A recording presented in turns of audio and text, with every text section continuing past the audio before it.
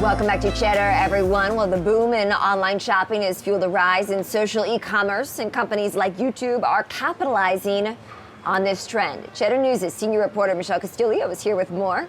Michelle, I'll send it over to you. Thanks, Kristen. I'm joined today by Tara Walpert Levy. She's the Vice President of Agency and Brand Solutions at Google and YouTube.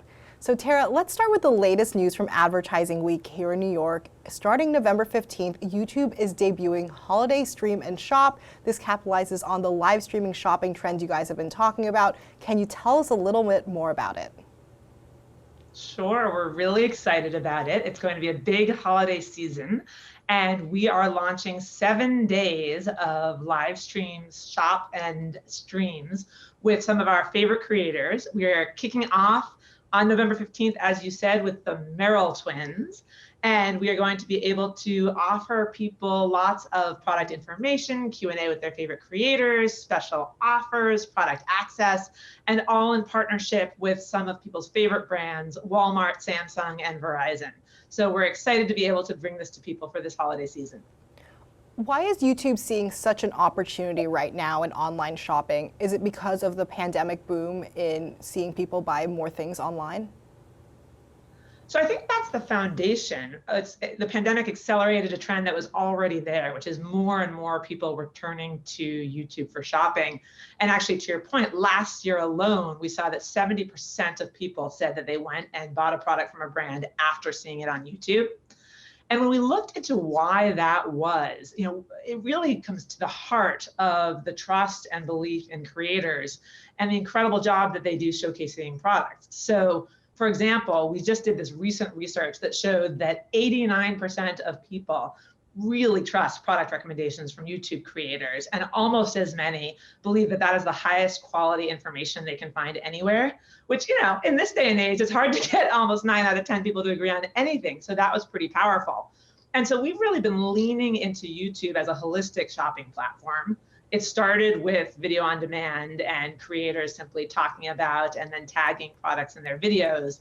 And then we've expanded to make that easier and better for them, for brands, and for viewers by allowing people to buy from, for example, a shopping shelf under the video, or we recently launched shoppable CTV ads. We enabled retailers to put their feeds, meaning all of their product images, into YouTube campaigns so they can enable shopping campaigns everywhere. And so then live shopping, based on the interest from both creators and viewers, seemed like the right next step to round out YouTube as a holistic shopping platform.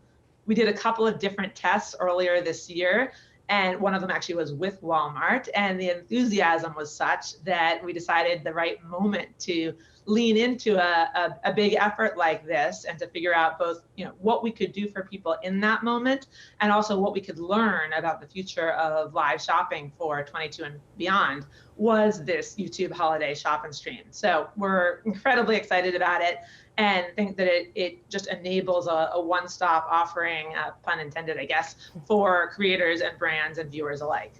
Now, there's a lot of places that online creators can go these days, and they seem very valuable, especially with the point that you made that 89% of people believe that they can trust recommendations from YouTubers. What are you guys doing to ensure that the top talent stays on your platform? Well, we feel very fortunate that most YouTube creators feel like YouTube is their home, and we have a long foundation of providing support for them and plan to continue.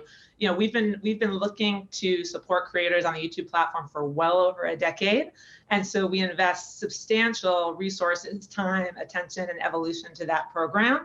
And so whether you're getting scaled support as you're just starting out or really intensive hand-to-hand guides through opportunities, we believe, and the creators give us feedback, that we are enabling YouTube to both be incredibly successful for them and a foundation from which they can do anything else that they are interested in, as you allude to. And so we're going to continue to keep evolving that. Creators are the lifeblood of our platform. We are passionately committed to them, and we feel incredibly grateful at their commitment to us. It also was recently the 1-year anniversary of YouTube Shorts. What have you guys learned from this shorter form medium? It was fascinating. We originally launched Shorts in India to enable creators to take advantage of short form video. And the growth has been simply explosive. I think we're seeing something like 15 billion views a day. And what we will find is there's a whole new generation of creators who, if you're able to provide them with the right tools, are really eager to express themselves and their creativity in that format. And so we're going to continue to lean into that. We want to determine how we can be as impactful for creators in shorts as we have in the core, in terms of enabling to turn that creativity into a business and a lifestyle and a revenue stream. And so we started with the YouTube Shorts Fund. And as the business has explosively grown, we're looking at other ways that we can help them to monetize at scale.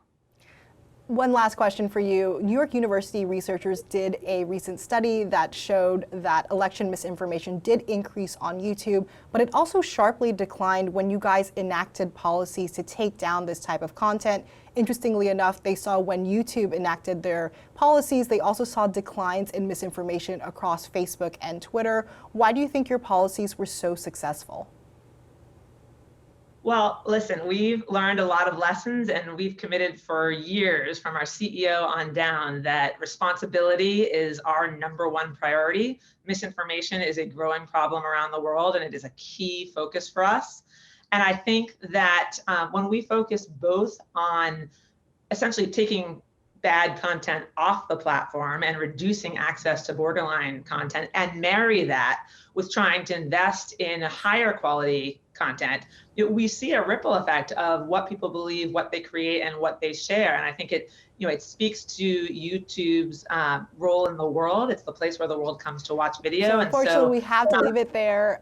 Tara, thank you so much for joining us today. That's Tara Walpert Levy. She's the Vice President of Agency and Brand Solutions at Google.